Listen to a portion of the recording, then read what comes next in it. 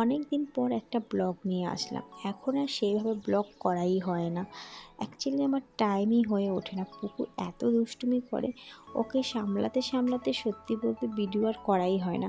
আর video যদি করি তাহলে এডিটই করা হয় না। এই ভিডিওটা কিন্তু অনেক আগে, তখন রজত এখানে ছিল, প্রায় মাসখানেক আগে, কিন্তু আমি এডিট করার সময়ই পাচ্ছিলাম না। তো আজকে ভাবলাম এডিটটা করি।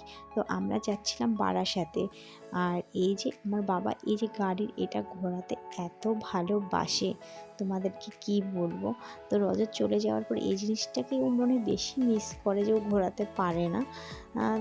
তার জন্য আমি ওকে একটা কার কিনে দিয়েছিলাম। তো কারে ও ঘোরায় এরকমভাবে, কিন্তু এই যে এখানে যেভাবে ও ঘোরাচ্ছে সেই মজাটা না ওই কারে ও পায় না। তো ছেলেটার জন্য এর জন্য একটুখানি খারাপ লাগে। তো যাই হোক, আমরা এসেছিলাম বারাসাতে স্পেন্সারে। তো এখানে রজতের কিছু কেনাকাটার ছিল, তো সেগুলো ও কিনছে। আর সাথে এই যে ছোট পুচকুকে নিয়ে আমার হাঁটাহাঁটি করছে, আমি কিছু ভিডিও করে নিলাম। এই ভিডিওগুলো আমি অলরেডি আমার চ্যানেলে আমি ছেড়ে দিয়েছি, তোমরা নিশ্চয়ই দেখেছো। আর আমার বাবার কাজ হলো সব জায়গায় ছোটাছুটি আর দুষ্টুমি করা, ওর হাতটা ধরে জাস্ট ধরে রাখা যায় না, কি বলবো। আর ওর আসছে হলো ওর এটা ওর পিসির বাড়ির খুব কাছে এই স্পেন্সারটা। তো আমরা এখানে ওর পিসিদের জন্য ওয়েট করছি। আর রজতও কেনাকাটা করে নিচ্ছে।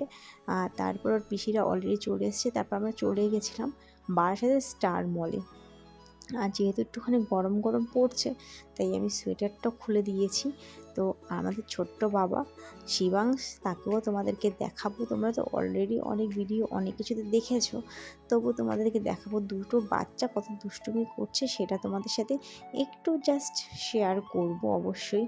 এই দেখো, দুষ্টু পাখি হেঁটে হেঁটে আসছে। তো এই যে এখানে এসে আমরা পিৎজা হাটে চলে এলাম। স্টার মলে ফুড কোর্টে চলে এসেছি সোজা, কারণ প্রচণ্ড খিদে পেয়েছিল দুপুরবেলা।